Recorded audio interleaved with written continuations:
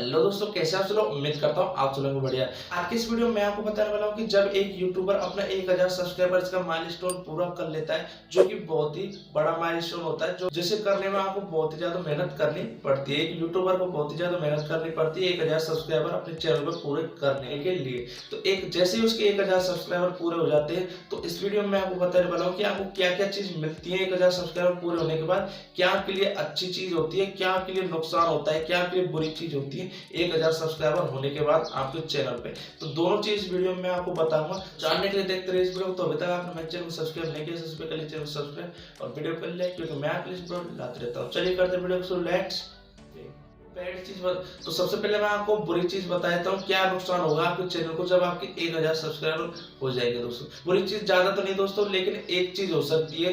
जैसे आपके 1000 सब्सक्राइबर हो जाते हैं आपके यूट्यूब चैनल पे, उसके बाद क्या होता है कि यूट्यूब आपको सीरियस लेने लग जाता है, यानी आपके वीडियोस को सीरियसली तरीके से लेने लग जाता है। जैसे आप किसी का कॉपीराइट कंटेंट आपने यूज किया, किसी का सॉन्ग यूज कर लिया, किसी का वीडियो यूज कर लिया, तो जो उस कंटेंट का मालिक है वो आपको कॉपीराइट स्ट्राइक भेज सकता है या फिर कॉपीराइट क्लेम भी भेज सकता है। तो जो यूट्यूब है वो आपको 1000 सब्सक्राइबर से पहले इतना सीरियस नहीं लेता है, तो आप कुछ यूज भी कर लेते हो कॉपीराइट कंटेंट, तो भी आपको स्ट्राइक वगैरह नहीं आते। लेकिन जैसे आपके 1000 सब्सक्राइबर पूरे हो जाते हैं, उसके बाद यूट्यूब आपको सीरियसली लेने लग जाता है। जिससे क्या होता है, जैसे अगर आपने कोई भी कॉपीराइट कंटेंट यूज किया है तो आपको स्ट्राइक आ सकती है।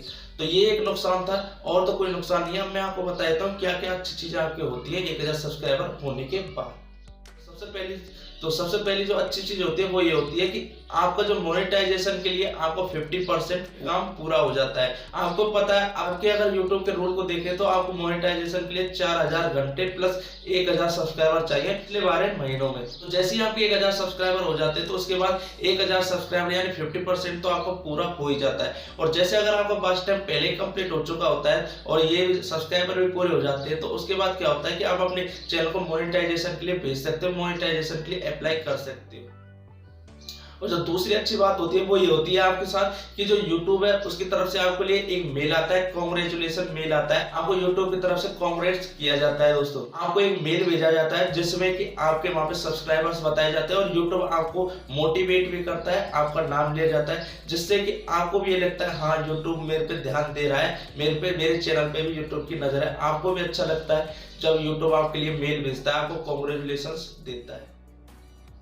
और जो तीसरी अच्छी बात होती है 1000 सब्सक्राइबर्स होने के बाद वो ये होती है कि आपको एक कम्युनिटी टैब दिया जाता है आपके चैनल पे। जी हाँ दोस्तों, कम्युनिटी टैब आपके चैनल पे दिया जाता है। पहले यूट्यूब के रूल के अनुसार पहले 10,000 सब्सक्राइबर होने के बाद मिलता था, लेकिन अब आपके जैसे ही 1000 सब्सक्राइबर पूरे हो जाते हैं तो आपको कम्युनिटी टैब मिल जाता है। तो इसका वर्क क्या है कम्युनिटी टैब का, इसमें आप जैसे फेसबुक पर कोई भी पोस्ट वगैरह डालते हो, फोटो वगैरह डालते हो, तो इसमें भी आप फोटो वगैरह डाल सकते हो और साथ ही साथ अपने वीडियोस को प्रमोट भी कर सकते हो। जैसे आपने कोई भी वीडियो थंबनेल लगा दिया और साथ साथ उसका लिंक दे दिया, तो आपके वीडियो भी प्रमोट हो जाते हैं इससे।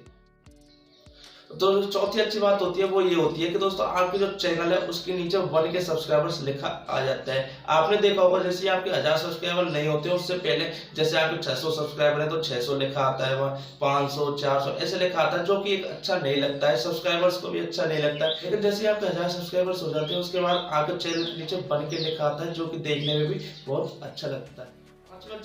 और दोस्तों जो पांचवी अच्छी बात होती है 1000 सब्सक्राइबर्स पूरे होने के बाद वो ये होती है कि आपके जो YouTube चैनल है उस पर जो लाइव स्ट्रीमिंग है वो इनेबल हो जाती है, यानी आप उसके लिए एलिजिबल हो जाते हो, आप अपने चैनल पे लाइव स्ट्रीमिंग कर सकते हो। अब आप ये कहोगे कि 1000 सब्सक्राइबर से पहले भी कई लोग लाइव स्ट्रीमिंग कर लेते हैं। हाँ दोस्तों कर लेते हैं, लेकिन वो थर्ड पार्टी ऐप के थ्रू करते हैं, जैसे गूगल क्रोम से कर लिया या फिर किसी और ऐप से कर रही है। लेकिन जो यूट्यूब की तरफ से आपको लाइव स्ट्रीमिंग का ऑप्शन मिलता है वो आपको मिलता है 1000 सब्सक्राइबर होने के बाद। तो अगर आप यूट्यूब की तरफ से लाइव स्ट्रीमिंग करते हो तो आपकी वीडियो की क्वालिटी को देखोगे आप, और जो थर्ड पार्टी ऐप की तरफ से करते हो तो उसकी क्वालिटी को देखोगे तो आपको बहुत ज्यादा अंतर दिखाई देगा। यूट्यूब की क्वालिटी आपको बहुत बेहतर दिखाई देगी और जो थर्ड पार्टी ऐप की क्वालिटी है वो आपको यूट्यूब के मुकाबले बहुत ही बेकार दिखाई देगी।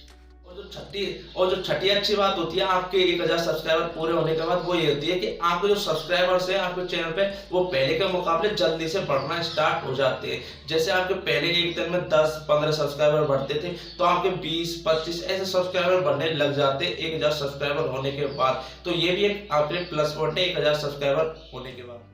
यूट्यूब की तरफ।